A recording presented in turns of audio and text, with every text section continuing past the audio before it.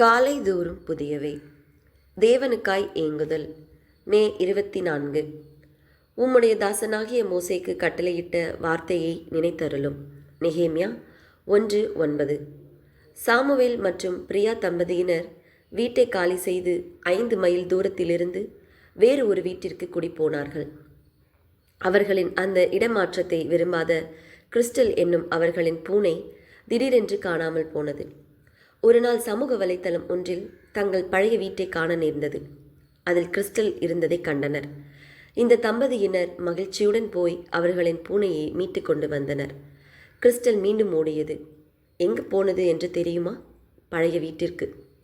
இந்த முறை அவர்களின் பழைய வீட்டை வாங்கின அந்த குடும்பமே கிறிஸ்டலை தங்கள் பொறுப்பில் வைத்து பாதுகாத்து கொள்வதாக ஒத்துக்கொண்டனர்.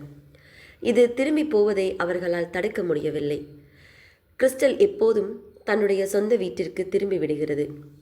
நெகேமியா சூசாவின் ராஜா அரண்மனையில் வேலை செய்து கொண்டிருந்தான். ஆனால் அவனுடைய இருதயம் அங்கே இல்லை. அவன் தன்னுடைய பிதாக்களின் கல்லறை இருக்கும் நகரம் பாழாவதை குறித்த செய்தியை கேள்விப்படுகிறான். நெகேமியா 2:3. ராஜாவை நோக்கி, ராஜா என்றென்றைக்கும் வாழ்க. என் பிதாக்களின் கல்லறைகள் இருக்கும் ஸ்தலமாகிய நகரம் பாழானதும் அதன் வாசல்கள் அக்கினியால் சுட்டெரிக்கப்பட்டதுமாய் கிடக்கும்போது நான் துக்கமுகத்தோடே இராதிருப்பது எப்படி என்றேன்.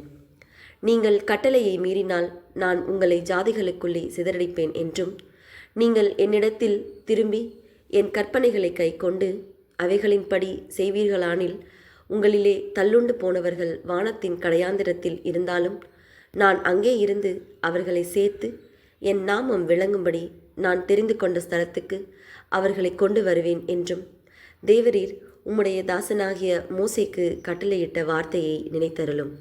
நெகேமியா 1:8 மற்றும் 9 என்று ஜெபிக்கிறான். என் வீடு எங்கேயோ என் இருதயம் அங்கே இருக்கும். நெகேமியா விஷயத்தில் வீட்டிற்கு ஏங்குவது என்பது புவியியல் அமைப்பிற்கு அப்பாற்பட்ட ஒரு ஏக்கம்.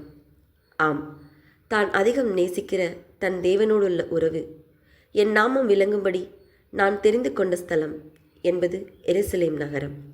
தேவனுக்காக உங்களுடைய ஏக்கத்தை எந்த வழியில் உணர்கிறீர்கள்? ஜெபம். என்னுடைய ஏக்கத்தை உம்மால் மட்டுமே தணிக்க முடியும் என்பதை புரிந்து கொள்ள எனக்கு உதவி செய்யும். ஆமீன்.